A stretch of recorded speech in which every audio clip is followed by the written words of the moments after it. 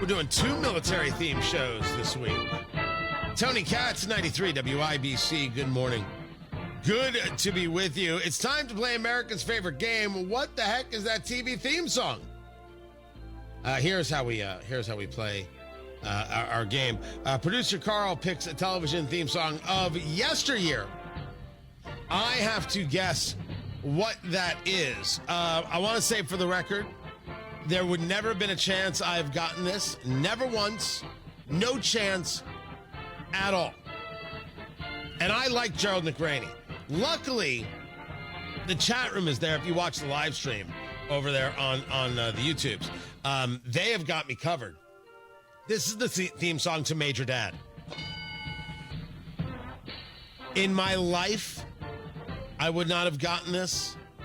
There would have been no chance for me to get this. I don't know the show. I mean, I know the show existed. It was on for 4 years, believe it or not. Well, I'm not saying that it wasn't on for 4 years. I am saying that I have absolutely no idea what this show is. Right? It starred Marissa Ryan. And you're like, who's Marissa Ryan? I'm like, that's my problem. Like, I don't know. I should know. I should know who Marissa Ryan is, but I didn't. That's Major Dad. You should know this show if you're patriotic. Wow. I don't know Major Dad, so all of a sudden I'm a communist? Good Lord. All right, turn that off. We're done with that. No, I don't recall it in the slightest. Of course, as we discussed, you'll have the Pacers Saturday night, Game 6, Gainbridge Fieldhouse. Yeah, got blown out by the Knicks. It was a bad beat. But as they're saying it, there's nothing to panic, nothing to worry about. I'm with them on this.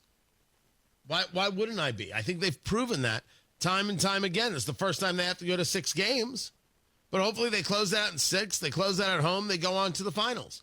Finals are going to be difficult. If they get there, Oklahoma, man, dang. But one thing at a time. You got to handle Saturday night. That's what you have to do. Then there's President Trump. You've seen pictures, by the way.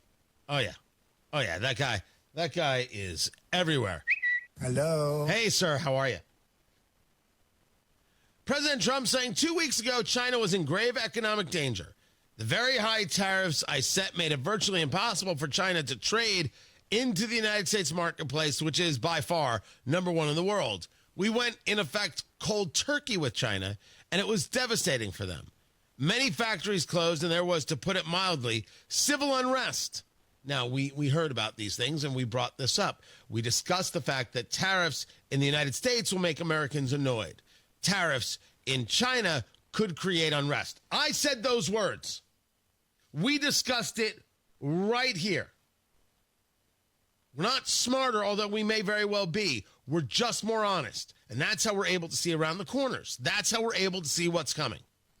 President Trump continued, I saw what was happening and didn't like it for them, not for us.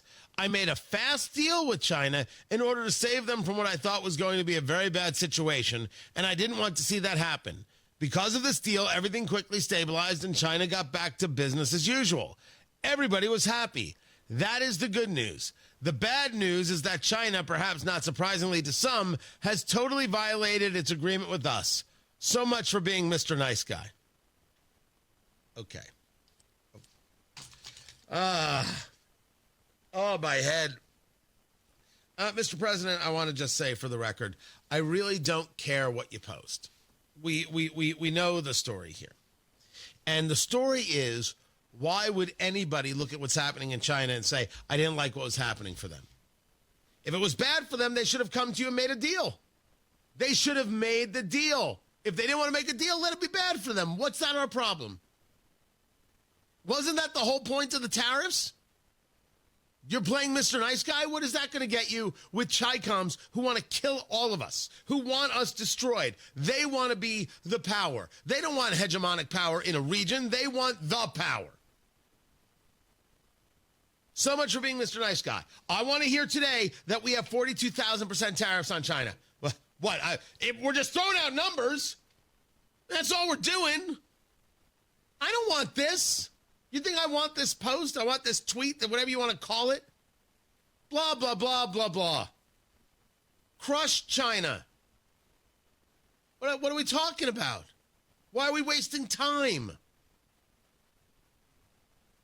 And this, so we're clear, Mr. President, this is not strong.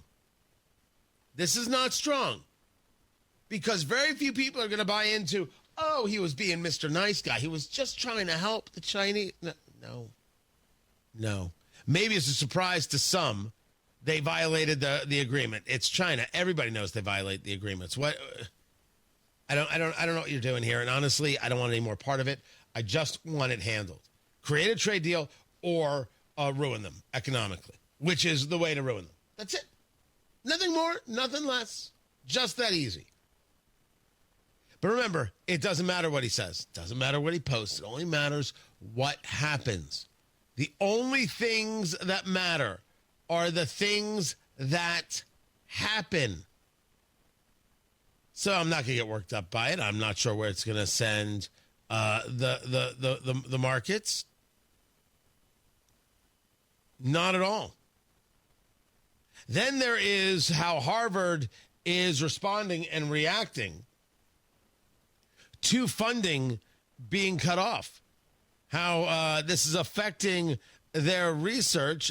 This is a professor at Harvard on CNN, of course, losing funding because of the bigotry on the campus.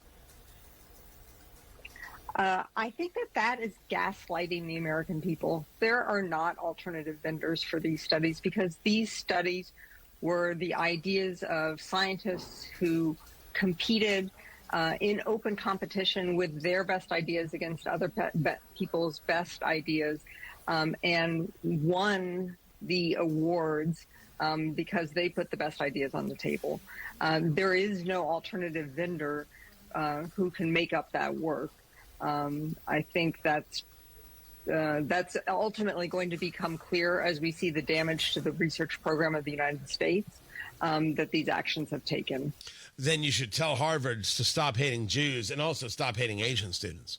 You should tell them to stop these antics. Because if you tell me the effect on science, here's what I know. Because of COVID, everybody had to stay 6 feet apart. Businesses had to be shut down. Lives had to be ruined. But if you had to gather to riot for George Floyd, then it was healthy. You see, that was okay. So we have to do this in order to ensure the health of the United States and end this bigotry from the university set that you support. And that means the research has to be halted. Stop the bigotry. I'll catch you guys at noon on Tony Katz Today. Matt Bear's out today. Jeremy